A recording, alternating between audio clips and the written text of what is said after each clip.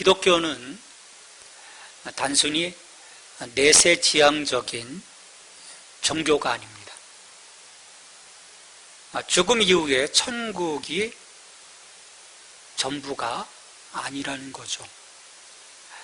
그렇다고 오늘 우리의 삶의 형통함에 모든 초점이 맞추어져 있는 것도 아닙니다.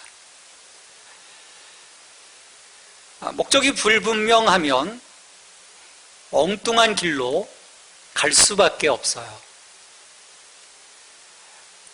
우리가 지금 어디에 서 있어야 하는지 알아야 하는 거죠. 나의 신앙함의 이 자리가 어떤 자리여야 하는가? 하나님의 이 선택과 부르심은 우리를 어디로 이끌고 가고 있는 걸까? 이런 그 질문들이 우리에게 주어지고 거기에 대한 답을 찾아가야 합니다. 소위 기독교 신앙을 종말론적 신앙이라고 부릅니다. 끝을 향해 가고 있지만 이 종말은 오늘과 맞물려 있습니다. 그래서 오늘이 중요합니다. 오늘 내가 어떤 모습으로 하나님 앞에 서 있는가 볼 수 있어야 하기 때문이죠. 매일 매순간 그 끝에 서 있는 자신을 우리가 상상하며 살아가고 있는지, 지금의 나의 모습과 함께 마지막 하나님 앞에서의 나의 모습에 대한 상상, 또 그것이 오늘 우리를 이끌어가는 힘이 되지 않을까 생각을 해봐요. 그렇게 무엇을 했었다가 아니라 우리는 참 그런 게 참 많죠. 나 무엇을 했어? 과거지향적인 부분들이 참 많아요. 무엇을 했었다가 아니라 수없는 오늘에 무엇을 하고 있는가를, 단면이 아닌 전체의 우리는 하나님께 보여드릴 수 있어야 돼요. 또 하나님 또 그 부분을 주목해 보세요. 우리에게 기회가 한없이 주어질까요? 성경은 반복적으로 말하고 있습니다. 여호와의 날이 가까웠다. 바로 심판의 날이 가까이 이르렀다는 경고입니다. 이스바냐, 특별히 예언서에서 계속해서 이 여호와의 날에 대한 경고가 주어지죠. 특별히 이스바냐 선지자가 선포하고 있는 이 심판의 날, 이 야훼의 날은 그 시대의 사람들을 향한 것이기도 하지만 또 어느 특정한 시대를 향한 말씀이 아닌 오고 오는 모든 시대를 향한 말씀이기도 해요. 물론 그 이스라엘이 이 경고처럼 하나님의 심판을 받습니다. 역사적인 사건이죠. 근데 이것은 또 궁극적인 종말의 날로서 모든 시대에 선포되는 심판의 경고이기도 하죠. 그래서 우리가 말씀을 잘 들어야 합니다. 이스라엘로 끝났는데 아니라는 거죠. 우리의 신앙은 종말론적 신앙입니다. 마지막 하나님의 때에 대한 대비가 있어야 한다는 거죠. 이스라엘은 그런데 이런 그 하나님의 심판을 가볍게 여기곤 했습니다. 그걸 엄중하게 받아들이지 못했어요. 왜 그랬을까 생각을 해보면 거기에는 그들의 잘못된 신앙이 일조를 했습니다. 하나님이 우리를 결코 버리시지 않으실 거예요. 우리가 설령 잘못해도 하나님 우리 절대 버리지 않을 거야. 이 예루살렘, 이 성전에서 하나님의 영광이 떠나가는 날은 절대 없을 거야 라고 하는 그런 신앙인 거죠. 그래서 반복적으로 이 경고의 시한이 닥쳐와도 하나님 앞에서 어떤 그 변화된 행동, 하나님께로 돌이키는 행동을 취하지 않다가 하나님의 심판에 직면하곤 했어요. 우리 인간의 특징 가운데 좋지 않은 것 하나가 바로 이 점입니다. 다 끝났는데, 마감 쳤는데 어떻게든 버텨보는 그런 행동들, 우리 주변에서 많이 보거든요. 어리석게도 이렇게 생각하는 것이죠. 설마 이것이 끝이겠어? 그래도 조금의 시간은 있지 않을까? 또 다른 기회가 주어지지 않을까? 어떻게 버텨보면 뭔가 좀 틈이 있을 것 같아. 그런 생각들인 거죠. 하나님은요, 분명하시고 명확하시고 공정하신 분입니다. 공의로운 분이세요. 그러기에 스바냐 선지자는 이런 야훼의 날을 계획하시고 실행하시고자 하시는 그 하나님 앞에서 어떻게 하라고 합니까? 그 날이 가까우면 가까울수록 잠잠하라고 얘기하죠. 스바냐 1장 7절 말씀에 보면 주 여호와 앞에서 잠잠할지어다. 이는 여호와의 날이 가까웠으므로 여호와께서 희생을 준비하고 그가 청할 자들을 구별하셨습니다. 이미 하나님은 계획하셨고요, 계획하신 대로 심판을 실행하실 거예요. 여호와께서 희생을 준비하고 그가 청할 자들을 구별하셨음이니라. 지금 이스라엘 백성들이 희생을 준비하시고 또 주변의 열강, 심판 막대기들을 지금 구별하셔서 청해놓은 상태인 거예요. 이제 언제 어떻게 이것이 터질지 모르는 거죠. 이렇게 급박한 상황에서는 다른 변명과 핑계는 중요하지 않습니다. 그래서 하나님이 잠잠하라고 하는 거예요. 무엇이 가장 중요합니까? 뭐가 가장 중요할까요? 긴박한 시간 그곳에서 우리가 할 수 있는 것은 하나도 없습니다. 단 하나, 하나님께로 돌이키는 것, 회개하는 것밖에 없는 거죠. 그래서 하나님께서 그 회개 앞에 그 심판을 돌이키시지 않겠습니까? 다른 게 필요 없다는 거예요. 그러게 선지자는 이스라엘 백성들을 향해서 하나님께로 돌이키라, 회개를 촉구하는 겁니다. 근데 결국 회개하지 않는 이들이 있어요. 죽어도 회개하려고 하지 않아요. 자기 잘못을 깨닫지 못하는 자들입니다.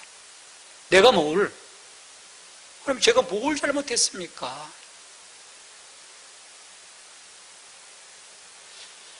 이런 이들은요, 자기가 분명히 크게 잘못했음에도 불구하고 부끄러워하지 않습니다. 뻔뻔하고 아나무인격이죠. 그래서 이제 부끄러운지 모르고 더 큰 소리 칩니다. 이 교회 안에서도 그런 분들을 참 많이 봤어요. 적반하장인 거죠. 죄는요, 사람을 뻔뻔하게 만듭니다. 그러니 부끄러워하지 않습니다. 양심에 이미 화인을 맞았는데, 양심이 없는데, 양심이 무뎌졌는데, 이스라엘이 하나님 앞에서 이런 모습을 보일 때가 참 많았어요.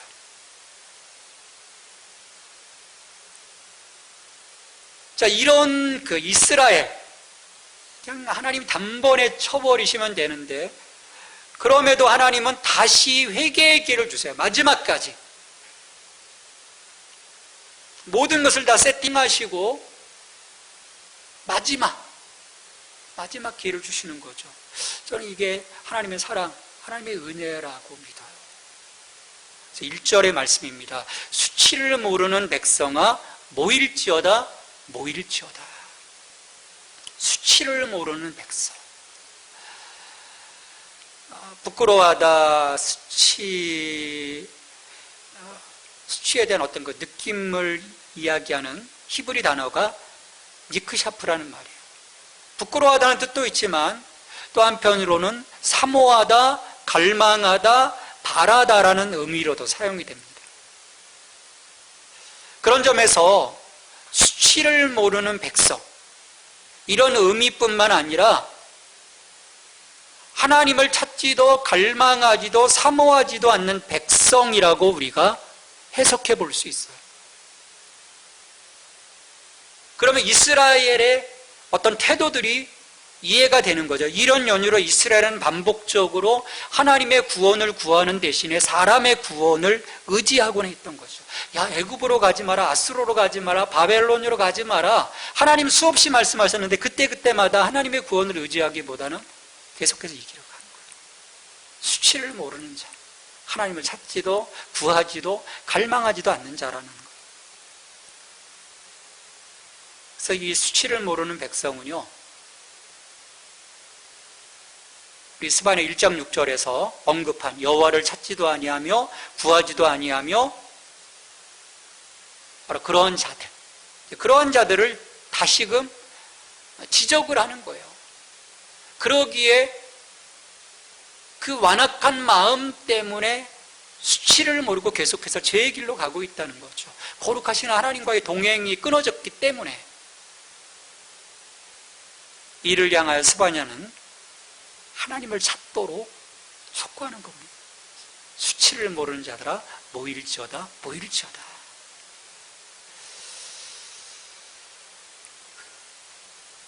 하나님께서는 패역한 백성을 향해 당신을 사모하고 찾으며 또한 은혜를 구하라고 말씀하셨습니다. 찾을 수 있도록 기회를 열어주신 거죠. 그리고 다시금 말씀하세요. 이 기회를 자기의 기회로 삼지 못하는 자, 그래서 하나님을 찾지 않으면 하나님은 이들을 어떻게 하신다고 말씀할까요? 스바냐 1장 6절에서 말씀을 합니다. 여호와를 배반하고 따르지 아니한 자들과 여호와를 찾지도 아니하며 구하지도 아니한 자들을 멸절하리라.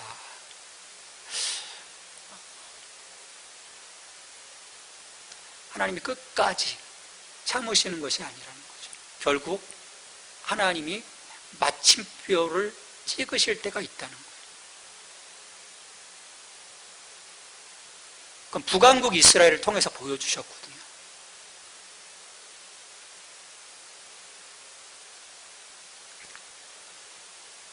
자, 이렇게 하나님은 저들에 대한 어떤 그 멸절 이전에 저들을 구원하시고자 수치를 모르고 하나님을 찾지 않는 그 백성들에게 모일지어다 모일지어다라고 선포를 합니다. 히브리에서 같은 동사의 반복은요, 그 의미를 강조하기 위함이라는 거예요. 이건 뭐냐면 오직 모이는 길이 살 길이라고 하는 거예요. 그냥 저들끼리 모이는 자리가 아닙니다. 희낙낙하는 그냥 그 세상적인 그런 자리가 아닌 거예요. 하나님과의 온전한 관계 회복을 위한 예배로의 부르심이에요. 너희의 예배를 지금 회복하라는 거예요. 우상에게로 사람에게로 향했던 너희의 그 무너진 예배의 자리를 다시금 수축하고 그곳에 모여서 하나님을 찾고 하나님을 갈망하라고 하는 그런 말씀인 거죠. 심판의 날이 임하기죠. 어떤 파국이 임하기 전에 범죄한 모든 백성이 다 같이 하나님 앞으로 모여 나와 한 가지로 회개하고 오직 하나님을 찾고 하나님을 구하고 하나님을 사모할 것을 요구하는 겁니다. 우리가 함께 모여서 하나님을 예배하고 하나님 앞에 서는 일은 그래서 정말 중요한 행동이에요. 우리의 예배를 회복하는 것이 그래서 중요합니다. 모이는 것이 중요해요. 흩어져서 각자의 삶의 자리에서 거룩한 삶의 제사를 드리는 것과 함께 그 거룩한 성도들이 모여 하나님 앞에 신령과 진정으로 예배하는 그 예배의 자리, 그 예배의 자리를 통해서 우리는 더욱더 강화되는 것이죠. 우리는 하나님의 제사장이요 하나님의 봉사자임을 잊지 말아야 합니다. 예배와 관련된 거죠. 하나님을 예배하고 하나님의 이름에 합당한 영광을 올려드리고 은혜의 충만함으로 세상 가운데 나아갈 수 있을 때 우리는 하나님 앞에서 부끄럽지 않은 모습으로 설 수 있을 것입니다. 왜? 말씀의 체험이 있으니까. 그 말씀으로 도전받고 그 말씀 앞에 결단함으로 그리고 그 말씀이신 예수 그리스도로 내가 덮여짐으로써 우리는 더 이상 수치를 모르는 자가 아니라 예수 그리스도가 그 수치를 담당해 주심으로 우리는 그리스도 안에서 이제 부끄럽지 않은 모습으로 하나님 앞에 살아갈 수 있는 것입니다. 여러분, 우리에게 주어진 시간이 넉넉하리라고 생각하십니까? 나중에 하면 되지. 훗날 차차 미루는 경향들이 있어요. 여러분, 우리 시급합니다.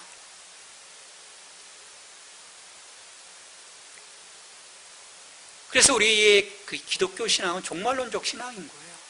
우리 주님 언제 오실지 우리가 알 수 없습니다.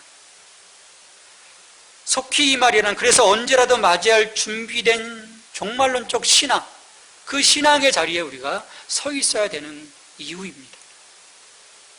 그러기에 스바냐 선지자는요, 2절에서 임박한 심판 앞에서 우리가 머뭇거리지 아니하고 대비할 것을 요청하고 있습니다. 스바냐 1장 2절, 명령이 시행되어 날이 겨같이 지나가기 전, 여호와의 진노가 너에게 내리기 전, 여호와의 분노의 날이 너희에게 이르기 전에 그리할지어다. 하나님의 심판의 명령이 시행돼서 모든 것이 다 불살라지기 전에, 그 전에 그리할지어다. 항상 준비된 자만이 주 앞에 설 수 있습니다. 긴박함을 잃어버리고 느슨해지기 시작할 때 우리는 매우 중요한 포인트를 놓치고 마는 거죠. 그래서 예수님은 여러 가지 비유를 통해서 이것을 놓치지 않도록 우리에게 계속 말씀해 주셨어요. 깨어있으라, 깨어있으라. 그날이 도적같이 임할 것이다. 깨어있으라. 그렇지 못할 때 우리는 파국을 맞이하게 될 것입니다. 그래서 우리는 매 순간 온전한 신앙의 자리에 서 있기를 힘써야 해요. 사람들은 느슨하게 있다가 문제가 닥친 다음에 행동하려고 합니다.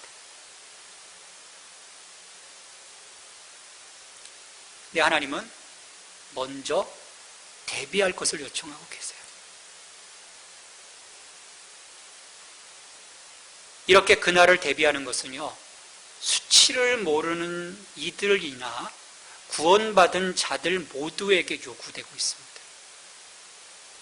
1절에서는 수치를 모르는 자들아 모일지어다, 모일지어다. 하나님께로의 회개. 그래서 그것이 하나님의 심판이 이르기 전에 신속하게 행할 것을 말씀하셨지만, 이 3절에서는 그런 하나님을 떠나갔던 자들이 아니라 하나님 안에 서 있는 자들, 그리스도 안에 서 있는 자들에 대한 경고의 말씀이에요. 여호와의 규례를 지키는 세상의 모든 겸손한 자들아, 너희는 여호와를 찾으며 공의와 겸손을 구하라. 너희가 혹시 여호와의 분노의 날에 숨김을 얻으리라. 겸손한 자들이라고 했는데 여호와의 규례를 지키는 세상의 모든 겸손한 자들이라는 또 수식어가 붙습니다. 그냥 겸손한 이들이 아니에요. 여호와의 규례를 지키는 겸손한 자입니다.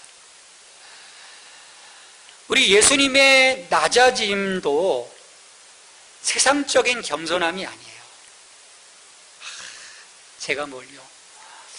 제가 그렇게 할 수 있겠습니까? 그런 낮아짐이 아니에요. 하나님의 뜻에 철저하게 순종하는 낮아짐입니다.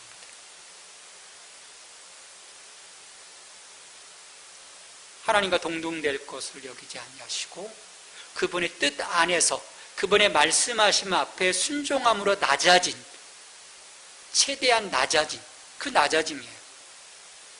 이렇게 우리의 낮아짐이 하나님의 뜻에 철저하게 순종하는 겸손일 때만이 우리는 여호와 하나님을 찾을 수 있습니다.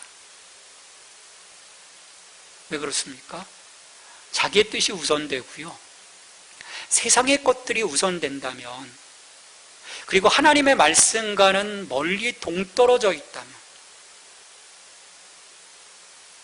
우리가 하나님을 찾을 리가 없거든요. 어떻게 하나님을 찾을 수 있겠습니까? 어떻게 하나님의 구원을 의지할 수 있겠어요? 할 수 없어요. 오늘 우리가 하나님의 말씀 안에 거하는, 그래서 그 말씀을 지켜 행하기를 기뻐하는, 순종하는 겸손한 자라면 여호와를 사모하고 그분 앞에 거하기를 기뻐해야 합니다. 우리 예배를 기뻐해야 하는 거죠. 걱정하는 것이 아니라 기뻐해야 하는 거예요. 이것은 하나님을 사모하지 않는 수치를 모르는 자들과는 반대편에 서 있는 것입니다.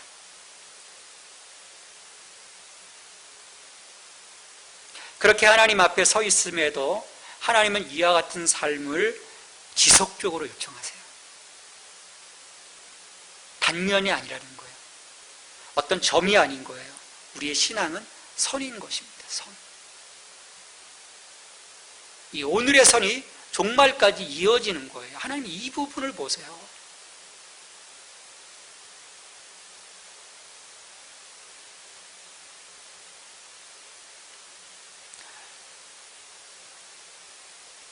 이 삶에 대한 갈망과 연속성,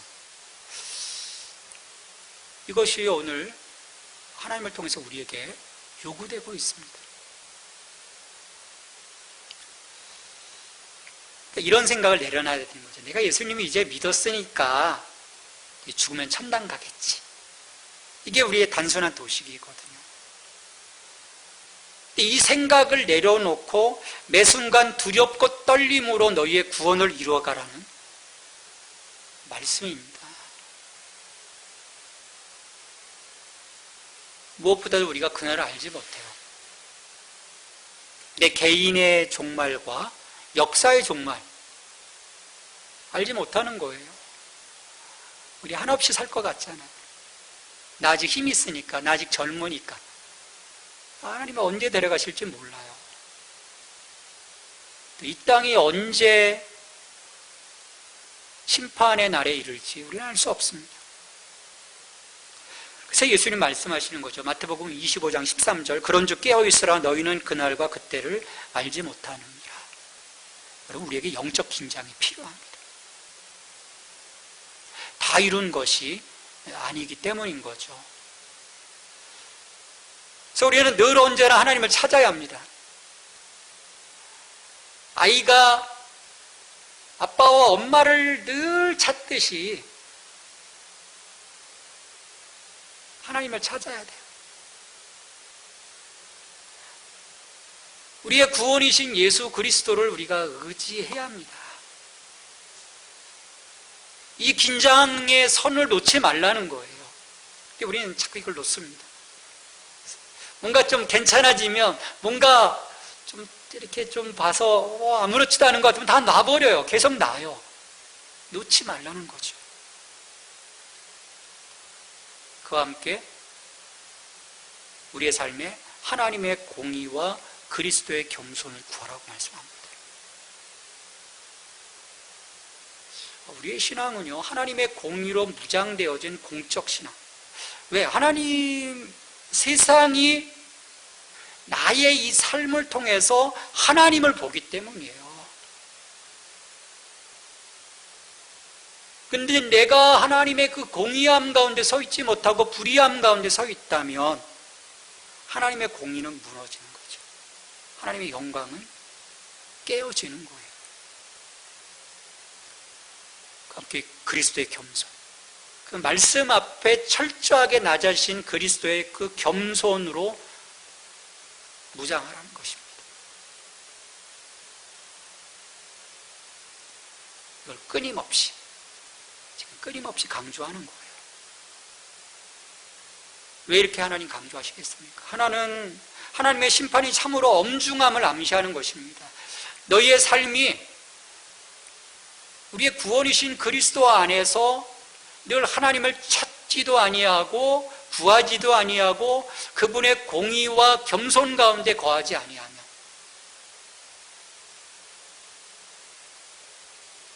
다시 생각하시겠다. 네가 예수를 믿었었니? 믿었다는 그것이 중요한 것이 아니라는 거죠. 그 믿음 위에 우리의 삶에서 드러나는 하나님 안에서, 그리스도 안에서의 그 연합, 그분의 공로를 보겠다는 거죠. 그 공로 가운데 너가 끊임없이 서 있었니?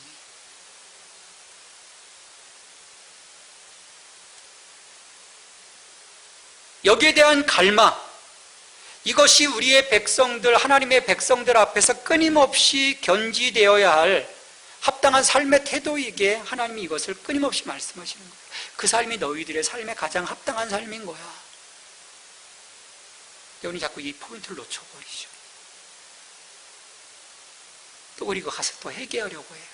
그걸 반복하지 말라는 것입니다. 성장하라는 거죠. 하나님을 찾고 공의와 겸손을 구하는 삶은 아무리 강조해도 지나치지 않을 우리의 신앙적 덕목입니다. 성경 계속 반복해요. 우리 신학성경을 읽어보세요. 바울의 서신과 공동서신 읽어보면 교회를 향해서 끊임없이 이 부분이 반복이 돼요. 새로운 게 아닙니다. 로마서에서, 고린도 전후서에서, 갈라디아에서, 에베소에서, 빌립보에서, 골로새서, 이게 계속 반복이 되고 있죠. 수신자만 다를 뿐입니다.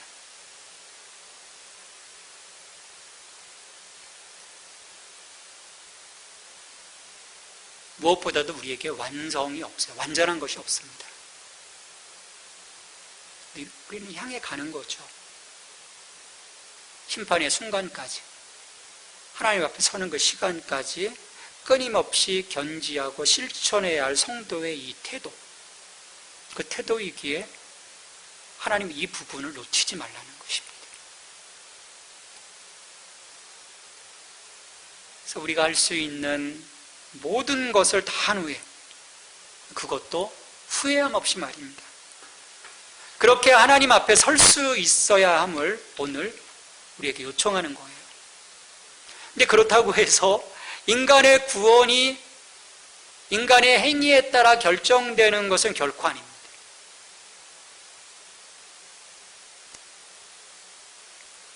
실은 우리가 하나님 앞에 선다고 하는 것은요, 언제나 부끄럽고 두려운 일입니다.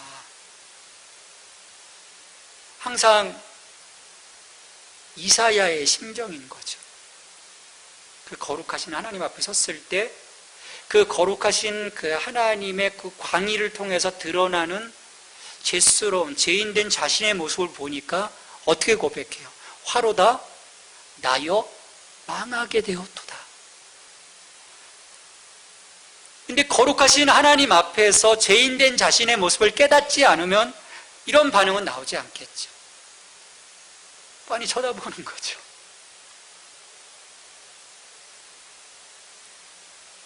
비록 사람이 하나님의 계명에 순종하고 하나님 앞에서 공의를 행한다 할지라도 그의 구원은 절대자이신 하나님의 은혜로 말미암는 것입니다. 우리 이걸 분명히 알고 있어야 돼요. 그런 뜻에서 스바냐는 회개를 촉구하고 여호와를 찾고 공의와 겸손을 구하라고 하면서 그것이 다가 아니라고 말씀하는 거예요. 그래서 3절 하반절에서 아주 짧게 그 의미를 갖고 이야기하는 것입니다. 너희가 혹시 여호와의 날에 숨김을 얻으리라. 그건 하나님의 절대적인 주권이라는 거예요. 우리는 우리가 할 수 있는 최선의 모습을 올려드리고 하나님의 은혜를 기다리는 것입니다. 이것이 우리에게 거저주는 그 구원의 은혜를 의미하는 것은 아닙니다.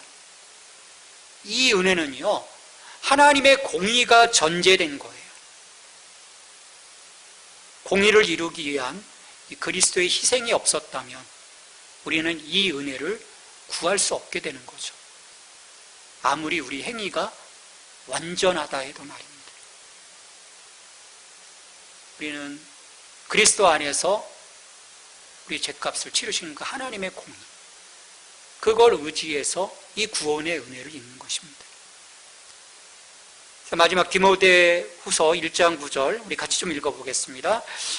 하나님이 우리를 구원하사 거룩하신 소명으로 부르심은 우리의 행위대로 하심이 아니요 오직 자기의 뜻과 영원 전부터 그리스도 예수 안에서 우리에게 주신 은혜대로 하심이라.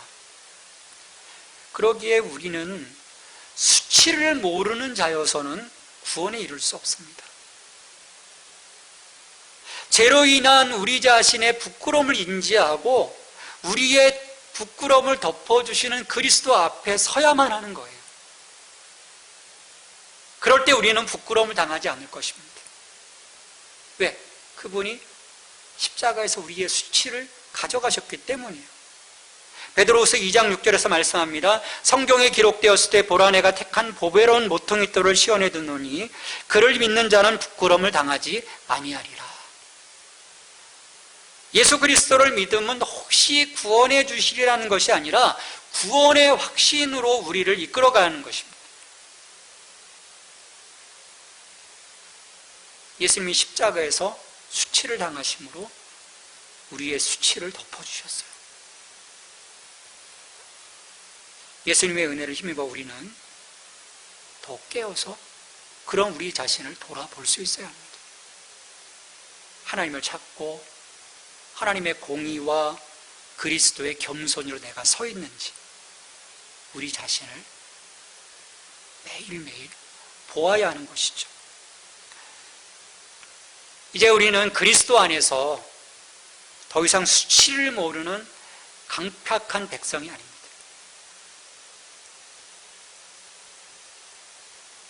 우리는 예수님 때문에 우리의 죄를 보게 돼요. 우리의 부끄러움을 보게 됩니다. 근데 더 이상 부끄럽지 않아요. 왜? 우리는 그리스도 안에 있기 때문입니다. 우리는 자랑스러운 이제 하나님의 백성이에요. 하나님의 제사장이고 하나님의 봉사자입니다. 하나님의 그리스도 안에서 새롭게 하신 우리 자신의 존재를 우리는 지켜내야 돼요.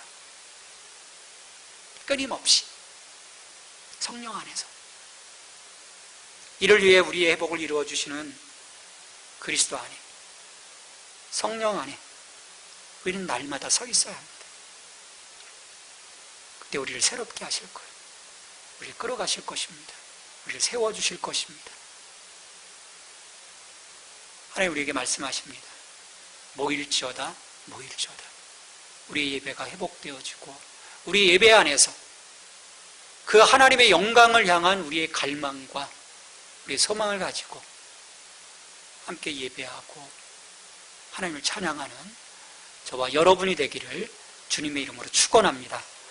우리 함께 기도하겠습니다. 하나님, 늘 하나님 앞에 모이는 우리 공동체가 되게 도와주시고 우리의 예배 안에서 하나님을 찾고 하나님의 공의와 그리스도의 겸손으로 채워지는 저희들 될 수 있도록 도와주시옵소서. 우리 같이 기도하십시다. 하나님 감사합니다. 하나님 우리를 구원하시고 우리의 삶에서 하나님을 찾고 하나님을 소망하고 하나님을 갈망하게 하심을 감사합니다. 이처럼 하나님의 그 뜻 가운데 순종하며 하나님 앞에 낮아진 우리들의 그 삶에 또 하나님의 공의와 그리스도의 겸손을 구하라고 하셨사오니 주님, 우리의 그 신앙의 그 모습이 우리의 삶의 모습이 하나님의 그 공의 가운데 거할 수 있는 그래서 세상을 바라보면 세상을 품고 세상 살리는 그 일에 힘쓸 수 있는 저희들의 모습이 되게 하시며 그와 함께 그리스도의 그 낮아지심처럼 하나님 낮아질 수 있는 하나님 저희들의 모습이 될 수 있도록 도와주시옵소서. 하나님 우리의 삶에 이 같은 회복을 통해서 우리의 예배 가운데 더욱더 주님 앞에 헌신할 수 있는 저희들이 되기를 이 마지막 때를 향한 우리들의 이 신앙의 모습이 아름답게 회복될 수 있도록 도와주시옵소서. 주님, 이미 우리의 신앙에 하나님 그 긴장감 더욱더 있게 하시고 하나님 나태해지지 않게 하여 주시옵소서. 우리의 신앙을 올곧게 세워가기 위한 우리의 기도가 더욱더 뜨겁게 이루어져 가게 하시고 우리의 삶에 하나님의 그 말씀에 귀를 기울이게 하시고 성령님의 그 말씀하심에 귀를 기울여 순종하며 함께 달려갈 수 있는 하나님 믿음의 전사들이 될 수 있도록 주님 도와주시옵소서. 감사합니다.